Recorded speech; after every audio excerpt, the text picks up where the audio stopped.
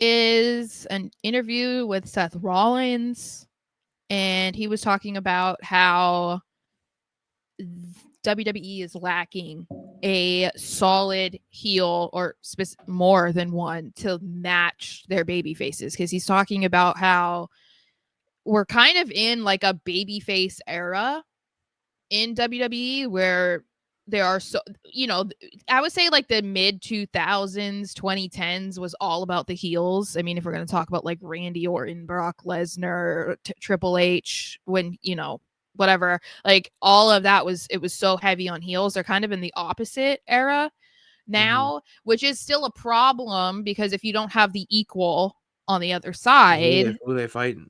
Right.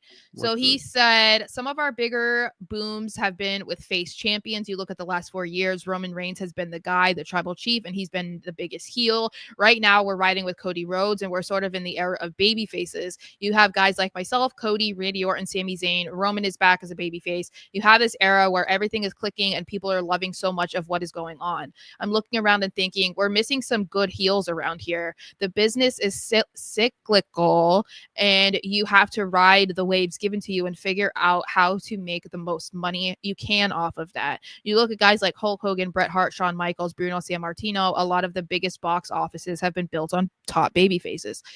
I agree with him, and we've talked about this before, where it's kind of like a criticism that I mean, I'm going to just speak for myself, but a criticism that I've had of Triple H, where he hasn't been able to produce like a top equal heel outside of Roman before he became babyface, because it's a unicorn. He walked into that. So that, unicorn.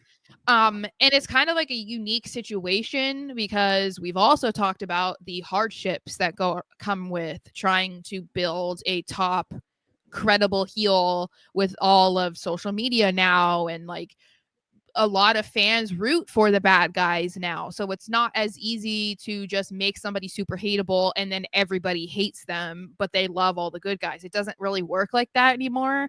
Unfortunately, I'm one of those people that tends to like the bad guys. And so I'm part of the problem. Yeah, but, you are. Rude ass. So Triple H needs to do something, because it's true. Like, it does get to a point where, we've even talked about it with Cody Rhodes. Like, okay, who's he going to face for the championship if it's not a member of the bloodline? Because when you look at SmackDown, it's like, yeah, Kevin Owens had to turn heel because they needed had to. Yeah, they needed a top heel on there. And fortunately for Cody, he has an intertwining story with him. But if you look, beyond that, if Kevin didn't turn, it's like, okay, what does Cody do?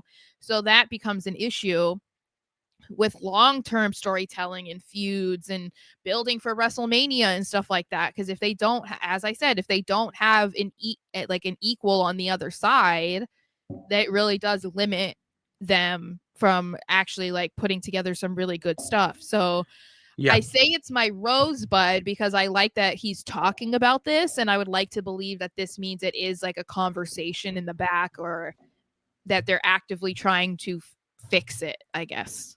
Well, it's nice that you have wrestlers talking about topics like this so openly. Yeah. It's nice that you can have this discussion without it being that tribalism type warfare that we see online. It's more of an open discussion, not an argument to find a solution.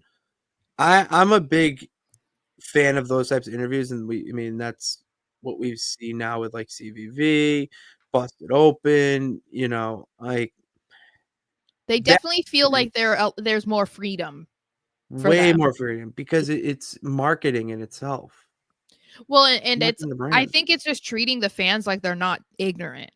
I mean, you might have been able to do this 20 years ago, but that was because the internet wasn't what it is now, where like everybody knows heel, baby faces, botch, like look it up, push, whatever. It's like all the insider terms. It's like people know what they are now, and like people think that they're just as smart as the people that write the scripts and stuff every single week. So it's like you have to really be careful about how much you try to act like we don't know, but you also don't want to act or encourage people to get so much inside information that it's not enjoyable entertainment. Yeah, it kills the business. Yeah. Don't kill the business. Yeah.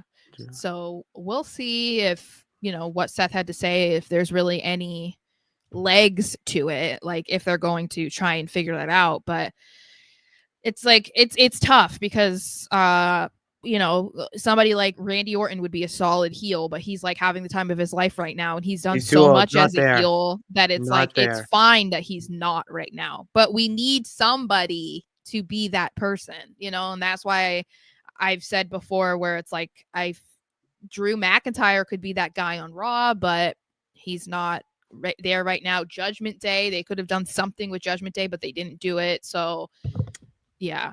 Giovanni Vinci would be a good heel to I start know. bringing up. I'm just playing the advocate. I know. Him versus LA Knight for the US title. Yo, that Sarah, sometimes your fandom does bring great ideas. I have to give you that because Yeah. I really want to see a Vinci LA Knight feud now based off of interactions alone. Though those Yeah. interactions would be pure gold. Well, and it's Pure usually gold. pretty funny when they have feuds over something like the United States Championship, or when we thought about like the European Championship, and one of them is like in character, they are super proud of where they're from. There usually is an element to their feud that they use that, and it can be really entertaining. And so it's like it's kind of, they can go off of the irony of like, why does the Italian want to be United States champion, but like LA Knight is the United States champion, he loves America, like he loves, you know what I mean? There's ways that they can go about it the way that they used to, because even like the European title, it wasn't only held by Europeans. So You yeah, could bring back the European title. I loved that, but I don't think they will, because they would have to bring another one back That's for a the other whole. show.